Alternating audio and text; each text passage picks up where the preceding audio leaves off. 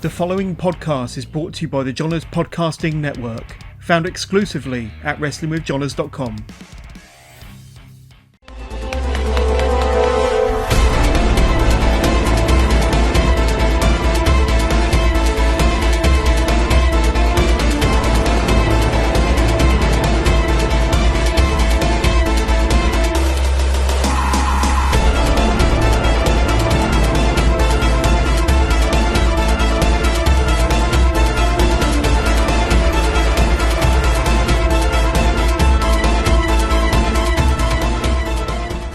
Welcome to Work the Left Side. I'm joined this week by Choccy Thunder, the intergalactic sex god himself, as he put on Facebook a few days ago.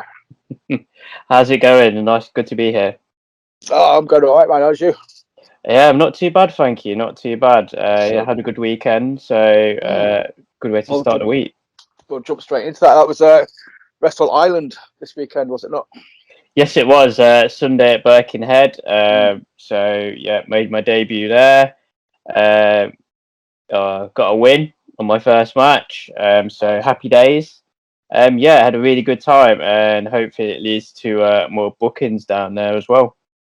I actually thought you'd been there before, because you always kind of seem really positive interactions between you and Ireland, you know, on the social media platforms and stuff. So I actually thought you'd worked together previously in that.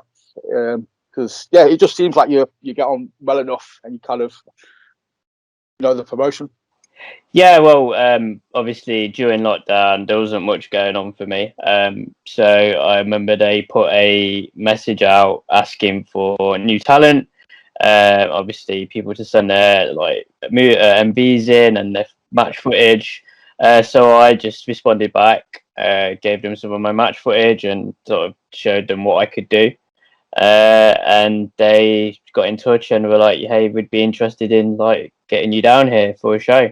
And then from there we just carried on talking, and obviously lockdown, eventually the restrictions eased and I got my opportunity to finally get down there. And yeah, they've been absolutely great to me, and I can't wait to go back there should the opportunity come up again. But yeah, it was really positive and really good experience.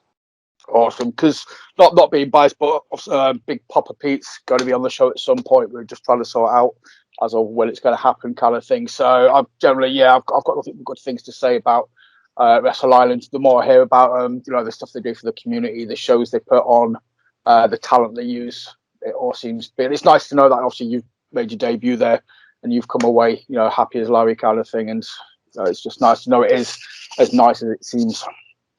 Yeah, absolutely. Like I can't speak highly enough of them, and you know, with it being like a local show for like all the local people in the area, the amount of talent that was there and that on the card was just like mind blowing. And for me to be obviously not a massive name, but to be a part of that, and you know, that positive experience, and like all this, to see all the crowd in there as well, like the first, it was like the first massive show I've done since like lockdown, and to see all that, it was really good, and it was such a positive thing. I can imagine just kind of coming out and just kind of, to quote Joe, you know, just kind of just drinking it all in, you know, for like a few seconds, a couple of minutes, and just taking a little bit longer on your entrance than you would do normally, just to kind of to appreciate the atmosphere, kind of thing. Yeah. It was almost one of those moments where you sort of stop and you're like, wow, this is what it used to be like before. Obviously, everything went crazy, but yeah, exactly, yeah. And yeah, it was just nice to sort of see crowds and kids and just like give high fives and hear a cheer, hear the crowd. It was incredible.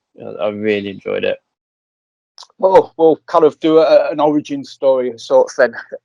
So I say you're not. I've tried. I'd normally go on Cage Match to get some, like, you know, information on people and stuff. You're a hard man to get information on at the minute. So tell me, what got you? Was it a love of wrestling when you was a kid? Was it something that somebody, you know, suggested to you? What was your gateway in? How did you crack into it? So yeah, it was very much wrestling is very much something I've enjoyed as a kid. I remember many years ago, my cousin was a big WWF fan. You know, back in the early 90s, when Hulk Hogan was running around, Randy Savage, guys like that, and we didn't have like satellite TV, so obviously you couldn't really watch WWF if you didn't have it. So I'd be restricted to reading these magazines and seeing all these pictures of these like crazy gimmicks that as they did have back in that time. And yeah, I was hooked. And then eventually we got satellite TV, and we were able to watch like WW as it was then, WWF Raw and like SmackDown. And you know, as I got into my teen years, I really got into it. Like the Attitude Era is what I grew up on. Like seeing like the Monday Night Wars unfold was just like it. It was just a different time, and it was just such an exciting time to be a fan. And it's good to see it's gone back that way now. But yeah, I've been a fan since I was a kid, and I would say, what, about 5-6 years ago, I found a school based where I live, where I was able to go down and train, and I took the jump. I thought about it for a long time, and I was like, don't know if I didn't want to go there and get laughed out of the building. Do you know what I mean? Because you don't know what to expect, because it's obviously a very closed, not a closed environment, but you don't really know what goes on behind the scenes. Like if you're like a civilian, sort of say. But yeah, I went down, did my first session, really enjoyed it, and then from there, it's just it's got me to this place where I'm like Chocolate Thunder, and I'm like debuting for like Wrestle Island and like places around England, and yeah, it's been a crazy ride, to say the least.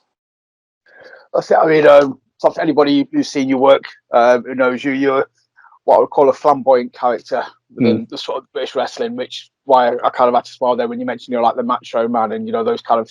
It's very reminiscent of that kind of a larger than life personality. You're coming out, you're decked, you know, you're looking good, and everything's like, yes, you know, your music's kicking off. Yeah. And yeah, man, I thought that's because it's very easy, I think, nowadays, just to kind of to lose that aspect of it. Some people still don't appreciate that larger than life character, or they don't want to be that larger than life character. They want to try and be just not normal, but they're kind of more restrained. But I think it takes something extra just to be out there like that. Yeah, absolutely. I mean, it's not something that everyone can do. Like you mentioned, that there is a sort of type now where, like you said, it's not a boring type. It's just the people have a sort of, you know, it's not so much a gimmicky thing. Like you mentioned, it's nowhere near like it was in early WWE, the early 90s, should I say, where you know you had really extra gimmicks, and that's what really took me down this path of being Chocolate Thunder, because I just thought that's what I really grew up on, and that's what I like to play, the village idiot, which is weird. It sounds crazy, but I'm a fan of making people laugh and, you know, getting smiles on people's faces. So the gimmick just made complete sense to me. And yeah, like you said, it's not something not a lot of people do now, you know, wearing extravagant clothes and sort of like being super eccentric and loud. I mean, you get people who do it like Charles Crowley and like Gene Money, but it's sort of, I always feel like it's almost becoming a dying art to a degree. So it's nice to be known as one of those guys that just plays that kind of role. That's it, yeah. Because I think the other characters or the other sort of personalities, basically, you take an aspect of yourself and you turn it up to 11, and then you kind of try and form it. You mold it around that kind of thing. So you stay true to yourself, but exaggerated. Whereas obviously something like, you know, Choccy Thunder is just, that's turning it up to like 14 kind of thing. And that's just, you know, you're giving it that extra little bit. Yeah. It's funny you should say that, because obviously everyone talks about that aspect of the gimmick where it's just an aspect of their personality, like you said, dialed up to its absolute maximum.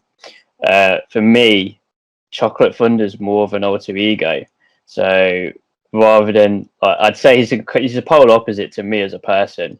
You know, he's like super confident. He's super loud. He's loves himself. It's like when I put on the jacket and the hat, boom, Chocolate Thunder's in the house, and I can't explain it any better than that. It's just like it's definitely it's like just an alter ego. you put your uniform on and it comes out of you, kind of thing. It's like I was speaking to RJ Singh a while ago when he sort of said that when he put the mask on, because obviously you fought like as Tiger down south, kind of thing, and so it's just really weird when you put the mask on. It just allows you to be somebody else. You kind of, I can imagine that being the same when you put that the purple coat on, the sunglasses on. It's just enough to make you be like, right, that's it. That's the disconnect. Now I'm Choccy Thunder, kind of thing. Exactly. It's like Superman's. I was trying to think of an example, but it's like Superman's cape. It's just, you know, Clark Kent whips the glasses off, jumps out of a phone booth, and yeah, for me, it's just stepping through the curtain and on, and yeah, it is. Although by that rationale, Choccy Thunder would be the real you, and this who we're talking to now is the I would be the Clark Kent. Yeah. Sounds about right, to be honest. Yeah, I'm about as clumsy as him. So yeah, that's a good analogy, actually. We'll take that one. You can now be the. I was trying to think. You have to start. Helms did it. I was going to say we have to have like skits of you in glasses and as a reporter backstage or something. Yeah. How did you get it? Obviously, you say you went to, you found some schools.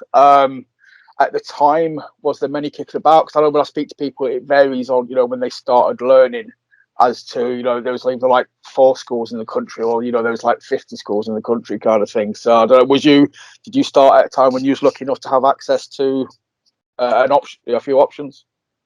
So yeah, I was lucky enough to have a school that was in my home city, and that was it was back then it was Robbie Brookside School in Leicester. So yeah, he had a school in Leicester before he went to NXT to the PC in Florida. So yeah, I was lucky enough to find that place and start training there. It's now known as From the Ground Up School of Wrestling, which I'm repping the T-shirt here. And it's still based in Leicester, and it's like 5-10 minutes from my house, so that's where I train currently. But yeah, originally it was Robbie Brookside School, and we'd get the benefit of learning from guys who learned from him, and like learning all these like old British style techniques and like styles. And it like one of the coaches there, who's my coach now, his name's Gareth Harris, and his knowledge and like of British wrestling and some of the stuff he like passes on to us was just like, it's been so beneficial to me, and like of all the people that he's taught that I've learnt with, and to get us where we are now in the business, it's just like I don't think I'd be the person I am without that training. And I was just so lucky to have that almost on my doorstep. I think Brookside's one of those guys anyway. I think you've got him and Sloan would probably be 2 of the top 5, guys that, OG kind of, they're just up there, the names just generate respect, kind of thing. So that's a huge plus to be able to, have his school so close. That's pretty much you've hit the ground running, kind of thing. You're not going to get any shady techniques or training there. It's going to be 100% kosher. Yeah, it was absolute spot on. Like you mentioned, Frankie Sloan, like he came in and did a seminar once. So we had ones from Robbie Dynamite, various people from like within the business, and it was like all like old school British wrestling, like World of Sport stuff, and it's stuff I don't think you'd learn anywhere else. So I almost felt quite lucky in the sense that we were learning things that maybe not many other schools would teach. And yeah, it was just really beneficial to have. And obviously Robbie was in Florida by the time I started training, but sometimes he'd jump in on a Skype call with us, and he'd talk to us and give us some like words of encouragement. I remember I actually cut a promo over Skype to him, which was bloody terrifying after what, like, literally, you're looking at Robbie Dynamite staring at you in the face while you're cutting a promo, and his face is just like expressionless, and you're just like, God, I hope this is good. But yeah, having something like that, like at the time, was great. Obviously, he obviously had to go to the PC and do his thing, so he had to like remove himself from the school in a way. But you know, it was invaluable having that, even if it was only for like a few months.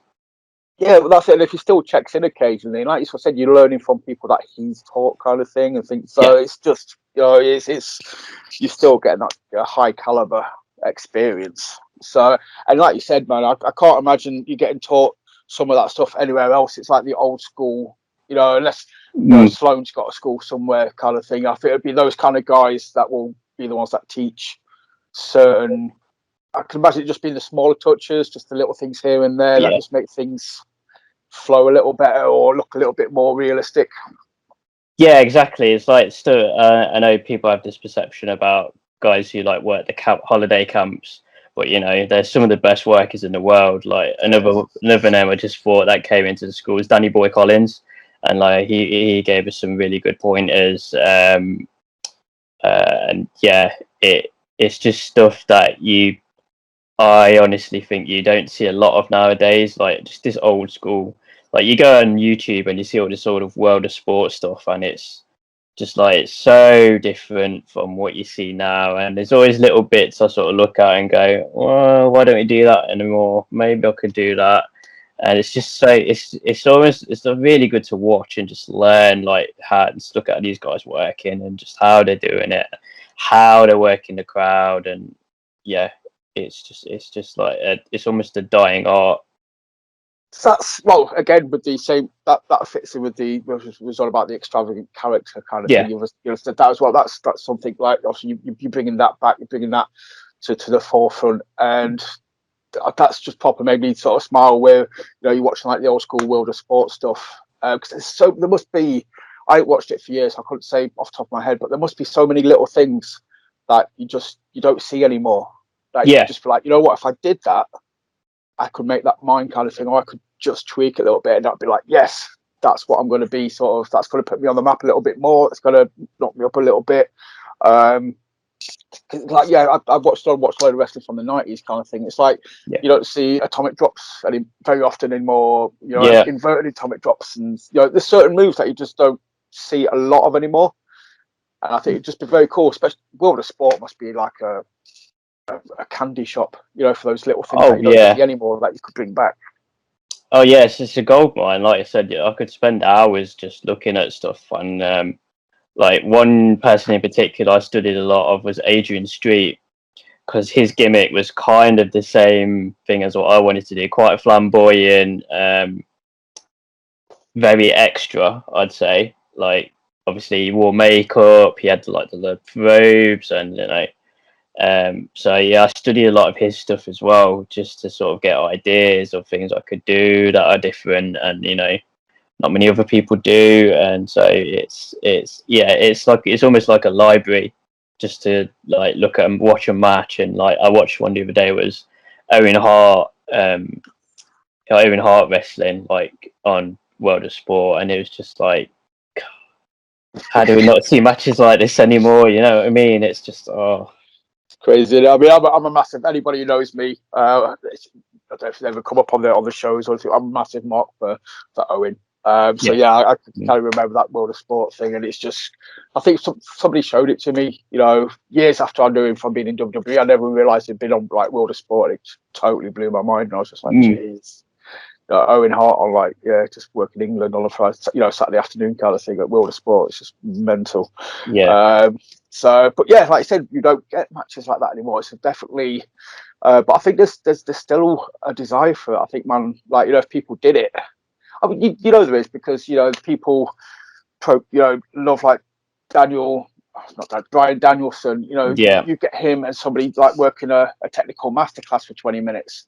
That's going to melt the internet. So people still want that technical. It's not all. Oh yeah. people just don't want. I think people want a mixture of stuff. I mean, I love like flippy shit, every now and again. But then again, I love me a 30-minute technical, masterclass. I'll go back and watch, say that Benoit versus Regal, the Brian Pillman testimonial. Oh yeah. That's like one of the greatest matches ever. But it was just a technical masterclass. Yeah, there's definitely more of an appetite for it now. I mean, obviously, people say catch as catch can style, which is what people like to see. It's becoming more of a thing. I mean, I've seen a few places do British rounds matches, so there's clearly an appetite for that. And but you're right. Different people want different things. Like I guess you got to tailor to the audience, haven't you? You've got your wrestling fans who want to see like a physical contest, and they want to see, like technical wrestling. Then you've got other people who just want to see like high spots. Then you've got other people who want to see a good story that gets them invested. It's like a way you really have to listen to your crowd, don't you, and just sort of big gauge. It's just like a massive circus in it, So I've always said that about wrestling. I know, like pretty much any wrestling fan who knows the shit will say it's a circus. Nobody should ever put on a show that's just got one thing, because you'll alienate people. So just have a bit of everything. We'll enjoy what we enjoy, and we might not enjoy the other stuff, but we'll appreciate. We'll still respect it, because a smart fan should appreciate the amount of hard work you guys put into stuff. So that's man. I think it's just, but definitely an interest. I think there's definitely a gap in the market for that old school stuff.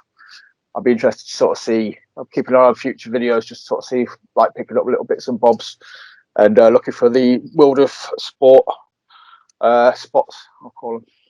Yeah, definitely. So I think it was NXT UK where they had a British rounds match. Then they had the Heritage Cup tournament, I think they call it. But yeah, it's definitely something that's making a comeback, and definitely interested to see how it goes. So I mean, obviously, then go forward. We've talked about Wrestle Island. Not to jinx anything or say anything, but what's the plan? Have you got is there any sort of promotions that you want to work with, that you in contact with, or have you got any, besides obviously winning all the titles everywhere? Have you got any future plans going forward? What's the future hold for Choccy Thunder? Are we going to get more extravagant? Are you?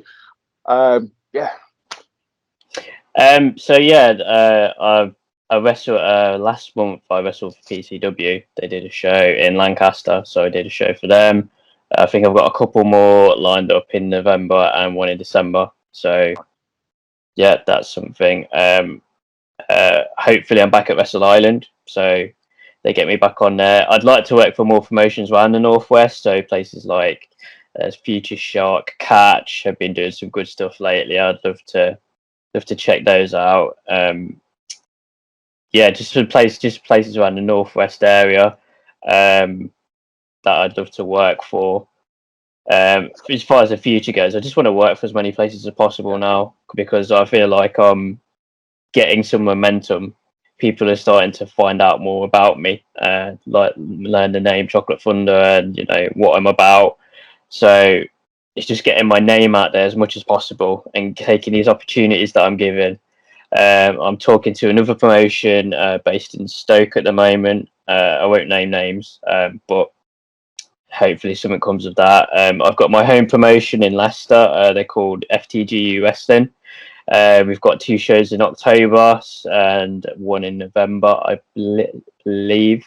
So got shows for them coming up, which I'm really looking forward to, because we've not had any since lockdown. So it's going to be like the return shows kind of thing. This is going to be the first time back. Yes. Yeah, first time with like a local crowd, and it's going to be amazing. They're always hot for us, and they're really supportive. And we've got a bunch of talented guys as well who've been chomping at the bit to get back in front of a crowd and wrestle again. So I'm really looking forward to that.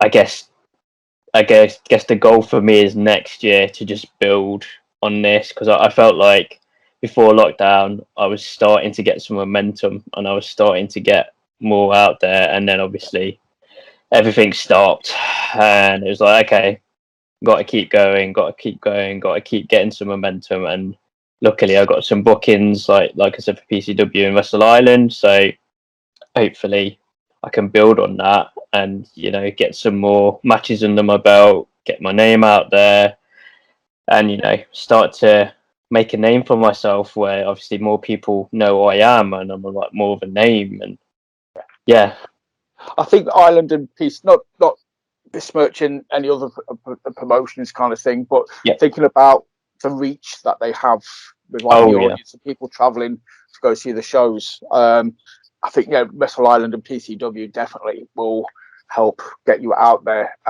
Purely because of the roster as well that they have. It's always nice to work with guys that then go off and work elsewhere.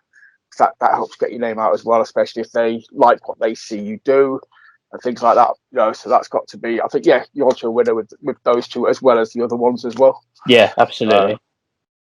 I think it's going to be I think it's definitely going to be a good 12 months for you, man. Go forward. It looks like you've driven. You want to do this. I've seen pictures on the Facebook page. You're in the gym. You're trying to get yourself to the best shape. To make so you look like a wrestler kind of thing. Yeah, that was a really important thing to me because again, I know I keep talking about lockdown, but before lockdown, I was getting in the gym 5 days a week. I was absolutely smashing it, and then again, everything just stopped. So my motivation just like hit rock bottom. So I wasn't working out. I was just eating junk, and then obviously I got to the point where I was like, you know what? If I'm gonna be doing these shows for promotions, I want to look like I belong in there, because if I don't, it's just a wasted opportunity. These don't come around very often in this business. So I got in touch with Iestin Reese, who gave me a 12-week plan, which consisted of a diet and a workout plan. And I started it at just over nearly 12 and a half stone. I'm down to 11 stone 9 now, and best shape I've ever been in for a long time, feeling really good about myself. And that was you were definitely right. It was one of those where I just wanted to look like a wrestler, like I belonged in the ring. Yeah, I hate saying that because I always kind of feel like it's a knock on the people who aren't they don't look like a stereotypical wrestler. It's not meant as a knock on those peeps kind of thing, but it's definitely, obviously, it's an industry where people are judged incorrectly or correctly on their appearance first and foremost. Then you see people in the ring, and then you can see like, okay, that person's an awesome worker and stuff. But obviously, at first glance, on the posters, on the pictures, it's appearance. That's what sort of is the selling factor. Yeah, it's the hook, isn't it? Like almost, yeah. So, but I mean, obviously, Leston's. If you're going to take training advice off anyone, he's definitely got to be one of the better guys on the British scene. The dude's absolutely jacked. Oh yeah, he's fantastic shape, and like it's been really helpful as well. Like if I've had any questions, he's answered them. He's like helped me out with the whole thing, because it is a tough routine, and the plan is good. I did find it challenging, but it's worked, and I feel really good about myself. It's changed my outlook on like my diet in general in life, and my workout plans. So it's pretty much changed me for the better, and I'm looking forward to the end result. That's the thing as well, though. If you've got the confidence in you now, whilst you're as you always said, Choccy Thunder was always kind of like the polar opposite, and you was having to portray yourself as being like really this confident, flamboyant kind of guy. Yeah. And if you was lacking that confidence and you're still able to have that confidence whilst in character, like, can you imagine how awesome that confidence is going to come across if you're actually starting it from a point of absolutely as well? So that character is going to be elevated because you've got the confidence more in yourself. Yeah, absolutely. Like it is like I guess it's not a vanity thing, but like when you feel good, when you look good, you feel good. And especially like when I was at Wrestle Island, I was like, you know what, I actually look quite decent. Compared to what I used to be. So I was much more confident. I was much more like secure and like relaxed. So yeah, you are 100% right. It's got to be a huge positive, and like I said, it'll just benefit the character, and it's just, I say, it benefits you. Plus, obviously, doing the regime with Leston is what I would class as a PCW sort of alumni now as well. So obviously, if you're working with PCW, you'll probably you'll see him at shows and stuff. Yeah. So, you can always pick his brain there, and it helps that he will be able to obviously see you in the ring. Just working at PCW, I'm just thinking off the top of my head, it's like Martin Kirby's just made his return. Yes, he's yeah. a guy that I associate hugely with PCW. I don't know if he's just working ICW, I don't know what his future plans are, but if he does turn back up at PCW, that's huge as well. Just being around these guys, getting to watch them close up. I rate Kirby as being like one of the best in the country kind of thing. So if you get to see him in the ring, if you get to pick his brain, again, that's gonna just help elevate. Yeah, absolutely. Like the first show I did for them, we had Will Cruz on the card. Obviously, great worker, great look. So that was good to see. I worked with a guy called Jack Morris, so relative unknown from Scotland, but yeah, he was incredible talent. Carried me throughout that match because I was quite rusty, to be perfectly honest with you. But and obviously Wrestle Island as well. I saw Sheikh El Sham, obviously another amazing worker, and various other people who work around the northwest area. So yeah, I already, like you said, I've seen the benefit of working for these promotions and being in touch with these people that you sort of see and you go, wow, they're just next level. Yeah, that's it. It's just being open to talk to as well, and I think that's why I always think if it was me, I'd always just kind of be like, I'm really barring doing this because we talk about wrestling, it kind of brings me out a little bit more, but I would be the dude that's just kind of sat in the back somewhere. I'd go out and do my stuff, and I'd sit down again. I wouldn't dare talk to anyone or ask them for advice kind of thing. Yeah. So if you've got those people around, you've got to talk to them, you kind of thing. You've got to just ask them was it any good? What did I do wrong? What did I not do wrong? Yeah. And then just soak it all in. Yeah, absolutely. When you've got that opportunity, take it. Like, I'm not kidding myself. I'm not an super experienced guy. Like, I've still got a lot to learn and a lot of information I need to sort of take in. So I'm always open to feedback, and I'm always trying to make connections and network. I guess networking is the term. So yeah, it's really important as well, obviously, as a wrestler now, to be social and be engaging, whether it be on your social feeds or whether it be in person or to fans. It's a really important aspect of the job for me. How do you find? I've been meaning to ask various people this, but for some reason I never sort of slips my mind. But especially with you being sort of, you're a good person to ask because of the character.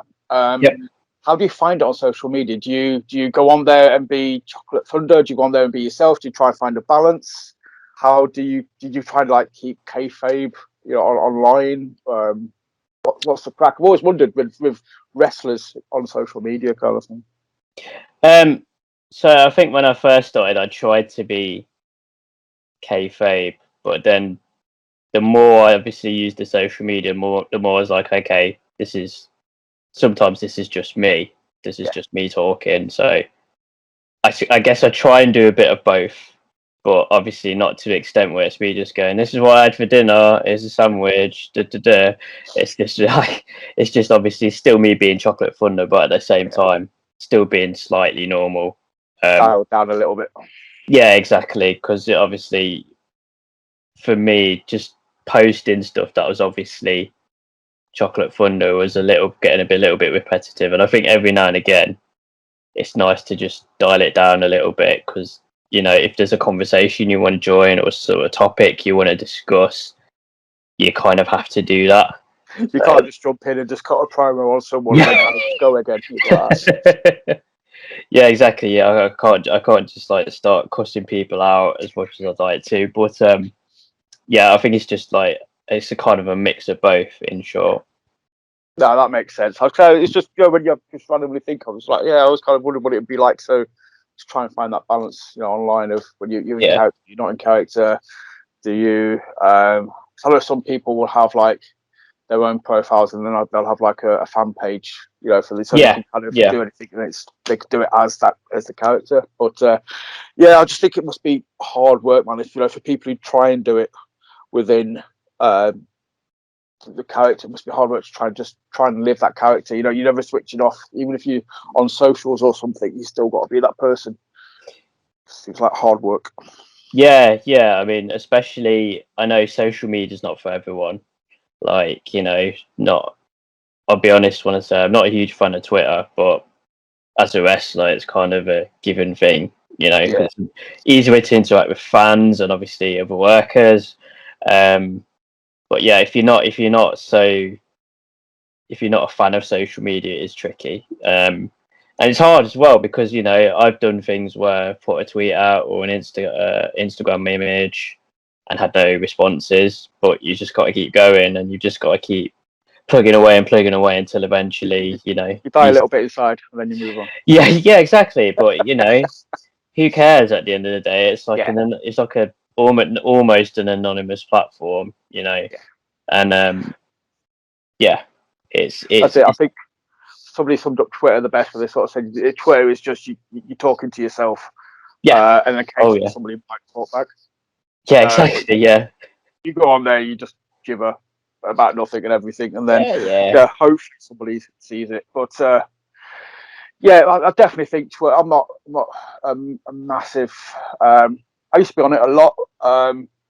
Not so much now, because I used to smoke, and that was basically what I did. Well, I went outside and smoked for 5 minutes. So I went on social media and just tweeted random crap. Now I don't do that. I'm like, oh crap, I need to, like, especially for this, I'll try and use it, to promote this page, promote shows.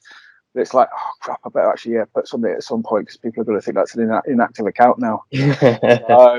Yeah, I kind of like, I don't want to start smoking again, but for the sake of the show, I might have to just start sitting outside on the doorstep for 5 minutes. Obviously, Wrestle Island, PCW, we've talked about, what the future hopefully holds. What about the past? Where have you any memorable matches? Anything that you sort of you look back on? Anything that during the Global Bastard that you kind of looked back on that kept you sort of motivated? That reminded you of why you love wrestling, kind of thing. So looking back, I would say most of my work has been was part of a tag team. So for FTG US, and I tag with a guy called William Wild, and we, like about a year or so before lockdown, we won the tag team titles at FTGU, and it was a great match. Like the crowd were really invested. Me and him were heel, and we were taking it off some baby faces, and it was only their second defense of the title, so we got a bunch of heat for it, and it was dirty as well. It wasn't a clean win, but I really enjoyed it. It was one of those matches where I thought everything that we planned went right, and it was just one of those where I was like, you know what, I'm really proud of that match. I think I've had other matches as well for Southwest Wrestling, based in the Southwest near Bristol, Gloucester, that way. They're called SWW. I've had a few matches for them a few years ago, and I tagged with a guy called H-Hood, and we had some good matches against a couple of guys called Dan Splash, and I can't remember the other guy. My memory's so bad, but we had a tag match with Dan Splash and another one of his partners, and it was in Southwest, and it was a really good match. Like the crowd were really into it. Both of us came away from it saying how great it was. David Eaton and Dan Splash. That's what I'm talking about. Sorry, Dave. But yeah, it was a great match, and we were buzzing afterwards. It's one of those again where everything went right. We were really happy with how it went, and other people coming up to us going, was a great match, guys. You really got the crowd up, and yeah, those are some really standout matches. As far as like keeping me motivated during lockdown, just getting back up and started again. I mean, I remember obviously when they eased the restrictions first, and we got to train again, and then it stopped again, and I was just so frustrated because I was just like, I just want to get back out there and just like, get back to where I was. That was the main thing, just getting back to the level I was, and then moving forward. That was what really kept me going. That's what really, kick started me into going, okay, I've got to get back on the horse, and I've got to get fit, and I've got to train again, and I've got to do this. And yeah, that was the one thing that I had in my mind, just get back to where you were. That was the goal, and then get past it, kind of thing. So you say you're better shape now than you ever have been. So obviously you got back to where you were. Yeah, that was like there. You've just kind of gone straight past it, kind of thing. Absolutely. So that's good, man. 'Cause I can't, again, I'm only speaking from a fan's perspective. I'm speaking obviously from outside the box kind of thing. But just imagine, it's just like having 18 months of not being able to do this thing that you love, that you train with a lot every week, and then it's just trying to then to find that motivation to get back into it must have just been awful. That's the only word I can think of, really. It's like the reward, though, man, when you went out of Wrestle Island, like you sort of said, when the fans were there. Yeah, it was all worth it. It was all absolutely worth it. Like I wouldn't swap that journey for anything else. And if anything, it was a real kick up the backside to just remind myself, this is why you're doing it. This is why you're doing. This is why you're not eating junk food anymore. This is why you knock McDonald's on the head. This is why you're doing it. This is why you're doing it. Why you're eating brown rice and brown pasta and chicken. God, yeah. Why you sticking 4 chicken breasts in the oven to eat over the week? And it's just like, yeah. But yeah, just memories of that, and obviously, like I said, memories of the matches I had for Southwest, the tag match against Rich Walker and Jimmy Meadows, just things like that, just really kept me going. That's it. Remembering the highs, and obviously, so remembering it was worth it, and you enjoyed it and you loved it, and that's you'll get to do it again. So, and obviously, by the sounds of it, man, it's just going to snowball generally from everything that you're saying. And what's going forward, the promotions you've got lined up as well. I think you'll just literally, if we spoke again in a year's time, you'd be like, yes, right now I'm working with, and you'd just be reeling off all these like big ass names. And it's like, yeah, that's cool. That's you've got to where you deserve to be. What was the inspiration though for Chocolate Thunder? I meant to ask at the start, because obviously you say it's quite a flamboyant character. When you got into wrestling, did you decide from day one you was going to be this extravagant character, or has it kind of just come along with you? So it was almost an accident, which is this sounds weird. I had when I started wrestling, I had a gimmick in mind, but it was very much a gimmick that many other people had. So I was kind of like half invested in it, and then at my wrestling school, FTG, from the ground up school of wrestling, we were doing practicing promos, and I referred to myself as Chocolate Thunder, and everyone was like, "Oh my god, that's amazing!" And I was like, "Was it?" I was just about messing around, if I'm being honest, but no, that is class. And then from there, like, I talked to my coach Gareth Harris, and we sort of evolved the character to be this like flamboyant, like, ladies man. And that's where we thought, okay, you could wear this jacket, you could have like the purple trunks, you could have the hat, and it just sort of snowballed from this like off the cuff remark to this like legit gimmick, and it's just grown organically, and it's like, it's crazy how it just snowballed from just like a promo to a full blown gimmick. Just like Austin 316. Yeah. That's the thing, though. Some of the best stuff just comes out, in the spur of the moment. Oh yeah, like what? Yes, like just some of the simplest things in wrestling have just been like one word or just something. super simple. And with this gimmick as well, there's so much stuff I've taken from it and sort of adapted. Like, people are like, oh, you should have a chocolate Thunder chocolate bar, and I was like, yeah, I probably could. You should call this move the chocolate something or other. Yeah, I could. And it's just there's always this gimmick that keeps on giving, and it's just like it's so many people have said, dude, your gimmick's amazing, and it's just been like, wow, thank you. Just something that evolved from just a simple promo to yes, it's just like crazy.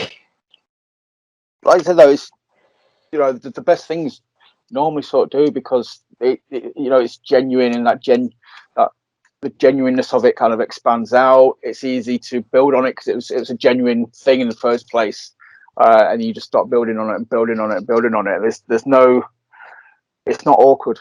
So it's just layer upon layer upon layer then for you to add to, and it's one of those characters that you could just. It would work so well as a heel, but you could be, a face as well, kind of thing. As you sort of say, if you like to make people smile, I think it's just a great character. It could go, both ways, depending on how much you amp it up or, just play it. Yeah, not comedy, but just as a nice guy kind of thing. Yeah, it's funny you should say that, because it does always get a split response from people. Some people they either cheer for it, or some people like boo me. It's one of those really tweener kind of gimmicks, and like you say, I could go either way with it. I could be like nasty, snidey kind of guy, or I could be like the happy-go-lucky, dance around kind of guy, which I was at Wrestle Island. So yeah, it really is like a really good gimmick to sort of just go either way with. And that's what I like, especially in British wrestling. You've got that freedom. Because I've said on previous shows, sometimes it used to irk me sometimes, but then it must be good for you guys because you get to try out so much, so many different things. But as a fan, it'd be like, I'd go to watch somebody at this promotion and there'd be a heel, then I'd go to the next promotion, and there'd be a face. Yeah. Go to the next promotion, they're a tag team, and it's just kind of like, if you can't remember what they are at any given promotion, you're like, crap, is he a good guy, is he a bad guy? I can't remember, and then you're just like, but yeah, so. For you guys though, you can go out there and you can work like every sort of range that you want to. You can practice this, you can practice that, and that's got to be a good thing. Oh, absolutely, and it's good practice to sort of, because mainly before I got these opportunities, like outside of my home promotion, I was mainly heel. I've pretty much been, ever since I started at FTG Wrestling, I've been a heel. So to go outside of there and then suddenly be told, oh, you're going to be a face, because I was a face at PCW as well, it's been like, oh, okay, this is a different challenge. I've never done it before, but if I've got the gimmick to do it. So how did you find it then? Obviously, was your moveset different? Was you just like the swagger a little bit different on the way to the ring? How do you sort of tweak it from one to the other? Just positivity, really. So obviously, flash the smiles, high fives, like be flamboyant, but obviously like more positive. Like none of the snidey little looks, just big smiles, like yelling. Kind of exactly, yeah, just like party boy, just like guy you want to have a drink with or go out on the town with. And then obviously as a heel, like moody, quite sort of blasé about everything, and yeah, exactly, like I'm not really bothered about anyone else. I only care about myself. I don't want to shake your hand, I don't want to pander to you. So yeah, it was a challenge, but it was a good experience just to see like how well this would work if I went full baby face or full heel.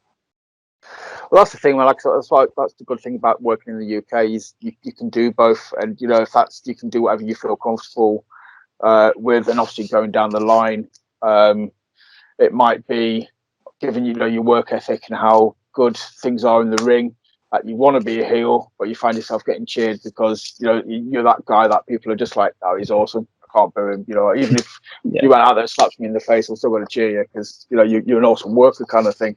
So you've always got that to kind of not worry about, but that's always going to be an angle, I think, going forward. Yeah, absolutely. I mean, you can't help who people like or dislike. Yeah, Like when I was that's watching it, like there were people who were heels that I loved. Like I loved The Rock when he was a heel. Like yeah, he was just so entertaining. But it's one of those character. Chocolate Thunder's one of those guys. Like he's entertaining. So whatever he's doing, he's entertaining. So yeah. you either like him for that, or you just hate the fact that he's this guy who's just cheating or just being mad mouthing a crowd or whatever. So Yeah, The Rock. That's what. Yeah, that's kind of like one of the guys I was thinking of when I saw. When you or like you when they want to make like The Rock or Orton heel kind of thing, but yeah, you kind of know that you're always going to get a consistent workload from them. So it's kind of like I don't really want to boo them because I know they're good workers, kind of thing. It yeah, breaks kayfabe. It's kind of like I mean, back in the day, Austin was obviously a heel, but yeah, the fans just started cheering him because he was just very likable and it was awesome in the ring, kind of thing. So it kind of it kind of screws up any plans for being a good guy or a bad guy. So you could go out there like, right, I'm going to be a face tonight, or I'm going to be a heel. You get a cheer, and it's like, crap. yeah. Yeah, right. I'll stick to doing what I'm doing, and then, like you said, they'll cheer or boo regardless, I suppose. Yeah. I mean, you can't force people to hate you, just like you can't force people to like you. You've just got to carry on. If someone's told you to be a heel, you just got to carry on. Like, and if you still think you're two getting too good a reaction, you just got to flash it. Dish out, turn it up a little bit, like rip on the crowd a bit more, just be a bit more. Just you want to see some wrestling. I'm not going to do any wrestling. I'm just going to punch this guy in the face. Or put chin lock on for Yeah, fights. exactly. Yeah, I'm not going to give you what you want. So it's definitely an art, like reading the crowd and knowing what to do next, and how to push the buttons. There's another thing I do enjoy, like pushing people's buttons. Like if there's a guy in the crowd or guy or girl in the crowd who's giving me some stick, it's just like I love like shooting a glance over and just being like shit eating grin. Just Excuse my making eye language. contact when you put the chin lock on. Like, Exactly, yeah. I love stuff like that. It's just like go back to the world of sports stuff. That's that's what you're going to find from that world of these guys had absolutely, such genuine heat. They could make grandmas want to whack them with walking yeah, sticks. Kind of thing. That was like obviously it was before pre-kayfabe, so it was a lot easier to get heat then. But they still knew the tweaks and the twerks, how to work an audience, kind of thing. So yeah, that's going to be something else. Given that you're a massive world of sport student, I'll say, you're going to pick all that kind of sort of stuff up in no time. And it's just like, is it? Everybody says it's easier to be a heel than a face. I would say to a degree it is purely because obviously the pressure on you as a face is to get people to cheer you and get behind you. Um, Obviously with a heel you don't have to worry about that as much. You can be a little more, I guess, free. Like so you can obviously you don't have to smile, you don't have to acknowledge the crowd. I'll probably say I prefer working as a heel, but to be honest, the shows I've done as a face, I've actually quite enjoyed as well. So I mean, some yeah, people are, natural. Some people might just find it hard to be a face because, it just doesn't suit them, kind of thing. As you yeah, mentioned before, with your character, man, I think it suits both. So I think you've got that freedom of choice, and I think that's an awesome thing to have, like on your CV, kind of thing, so to speak. When promotions are looking for people, there's you, who could be, if they've got a face slot to fill, sorted. If they've got a heel slot to fill, sorted. You can work either very comfortably and to a high level, kind of thing. yeah, absolutely. I mean, for me, I don't think you should ever typecast yourself as like a bona fide heel or a bona fide face. You should definitely have the ability as a worker to do both because you need some longevity with your gimmick. Otherwise, you can't be a heel forever. There's got to be some point where you flip the switch and you're suddenly a baby face, and vice versa. Yeah. So yeah, it's definitely one strength of my gimmick that I can do both, and I don't have to change an awful lot, I guess. It's just little things here and there, and it, like Yeah. you sort of said, just a smile here or there, or actually high fiving as opposed to going to high five and pulling your hand away. Yeah, exactly. That would just piss people off or make people happy. Yeah, exactly. But, even when you're a heel, though, you've still got to get that reaction, which I presume it's easier to make people boo you than cheer you. I think that's some people's logic kind of thing, because you don't want them sat on the hands. Even if you're a heel, you still want a reaction. Oh yeah. Yeah, because at the end of the day, you've got to get the face over as well to some degree. Yeah. So, like, if you can't give the fans a reason to cheer the face, then it's not helping either of you. So, yeah, that's definitely a valid point. Anybody out there that you want to hook up with in the ring? Anybody? Have you got any dream opponents in the UK that you would like to have a match with? Gene Money is one that's quite high on my list. I think me and him could have a excellent match. Big fan of his work. Obviously, he also rocks a fur jacket and officer's hat. So, yeah, got something in common there. Yeah, he's one that I'd love to work with. Crowley as well. Really love his gimmick and like his style. Someone I'd love to work with. In general, there's quite a few people like across the UK. Like met quite a few workers at Wrestle Island. RP Davis, really sound guy. I'd like to get in the ring with him, just see how he works. Lance Rivera is another chap who I met there. He's got a very similar gimmick to mine, so it'd be interesting to see. Like, I was like, I either want to tag with this guy or I want to work him. So yeah, he's another chap I'd like. Yeah, there's quite a few other people. Just everyone and everyone everywhere. I want to get as much ring time as possible and as much experience and like sample these different like places and just take it all in. That's the thing as well, though, because you named a few people that are similar sort of characteristics, which would make or still make good matches because of the likenesses. But then I also am a big fan of like the opposite matches. So obviously you said RP Davies there kind of thing, Yeah. Coming from like a fighting background, the character will portray as being very sort of steadfast, modern day kind of gladiator kind of thing. Yes. And then you've got you coming out with the purple fur jacket and the glasses. I think that would just be a good opposite match, and I think the styles would mesh really well because it's like when you get a technician against a high flyer kind of thing, like Malenko against Mysterio or Guerrero kind of thing. I think it meshes really well as well. Yeah, absolutely. I mean, like you said, opposites attract, and yeah, definitely a guy like RP Davis and a guy like Chocolate Thunder, it's just like opposite ends of the scale. At Wrestle Island, I was teaming with Charlie Brennan and James Reed. And we were up against Carl Kingsley, David Grant, and Drill. And me and Drill had a little segment together. Well, not a segment, a little spot together. We ended up getting sort of brawling into the backstage area. And he is very much the opposite to me as well. He's like hard-nosed northerner, wore a flat cap to the ring and everything. I was just sort of going, you could probably do something with that as well, because obviously you chop with his like fancy dance southerner sort of gimmick, and then there's this like northern guy with a flat cap on who's just looking at you going, "What is this?" Kill you. Yeah, gonna end this southern softy. But yeah, it definitely lends the gimmick definitely lends itself to like an opposites kind of gimmick, like you mentioned.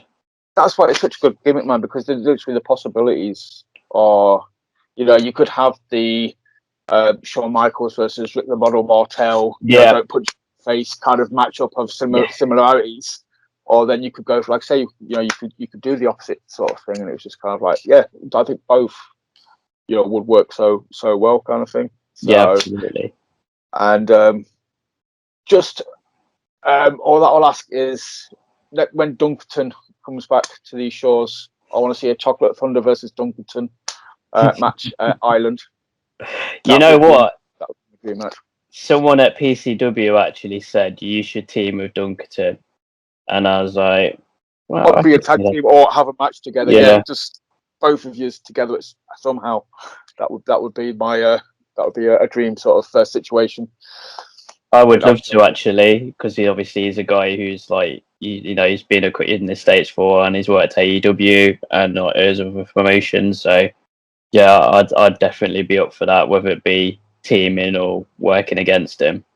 Yeah, I mean, ideally, you find yourself in Leeds. He used to live in Leeds, and I know he's been title a few times. That's how you sort of.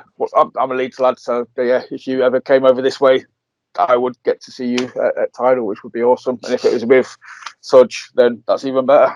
Yeah, well, a guy who appears at Tidal, his name's Henchman Jim. I'm not sure if you know of him. I think he's been at Tidal a few times. But yeah, Henchman Jim goes down there, so hopefully, I might pop down with him to catch a show or something, and show my face. Pete comes over to Wrestle Island sometimes. Yes. Sean only. Oh yeah. Obviously, he's a Birkenhead Leeds boy. Yeah, he's back and forth all the time. So yeah, there's a path over here, man. There's a few ways over. Yeah, absolutely. I'm always up to opening my horizons. So it's not that bad over here as well. So I'll just say that just for the people that are watching. So I'm going to ask you a few quick fire questions. I've tried this out on a few people now, and I just want to. It just kind of helps me to wrap up the show, as opposed to me just going on and not knowing when to stop. So I'm going to give you 2 wrestlers and quick fire sort of famous feuds. So I'll start off. So it's basically like Bret Hart and Shawn Michaels. The Rock and Austin. No, between right. Bret Hart, who do you pick? I would pick Shawn Michaels.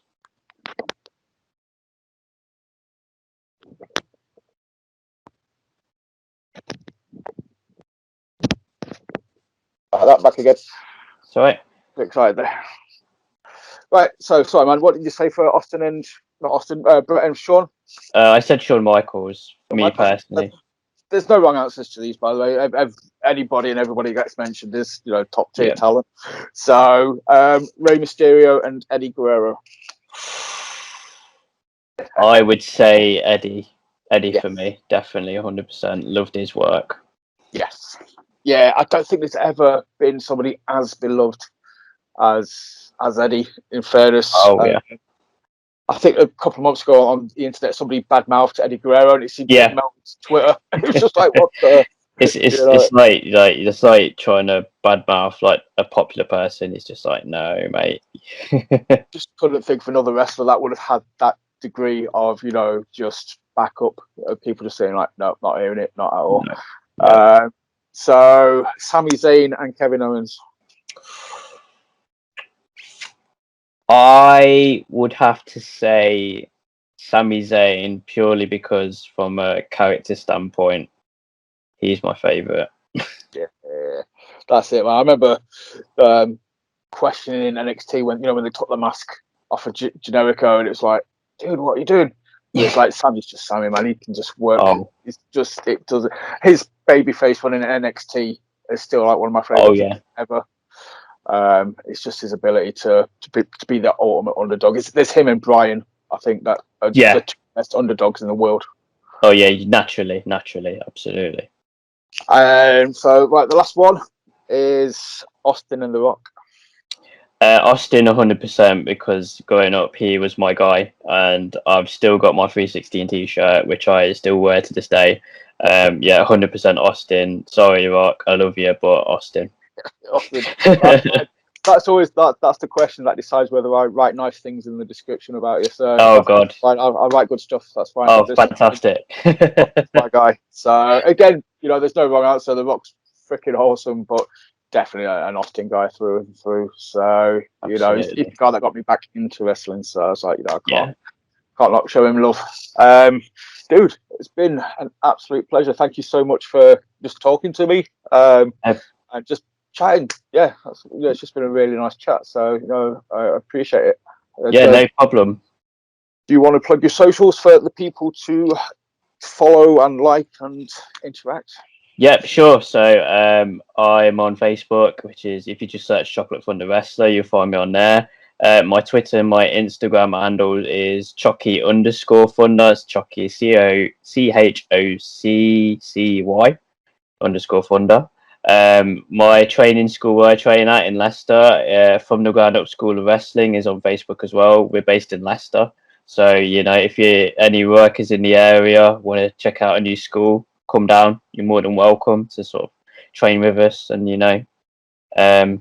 learn some new skills. And my home promotion, FTGU Wrestling, also based in Leicester, on Facebook too. So those are my socials, and thanks for having me on, man. I've really enjoyed having this chat, and it's been like a pleasure. No, man. Literally, generally, the pleasure has been mine. Obviously, interact, kind of got talking on Twitter and stuff, and I know you're really cool with acknowledging some of my, my tweets and stuff like that, which is why I reached out to you, kind of thing, because I'm always nervous about messaging people, if they want to be on the show and stuff like that. It's generally through other people that I'll talk to them. But yeah, no, that's why I wanted to drop you a message. Just you've been awesome in helping me spread the word, so I obviously just want to return the love. So that's that. So I will say adios for this episode.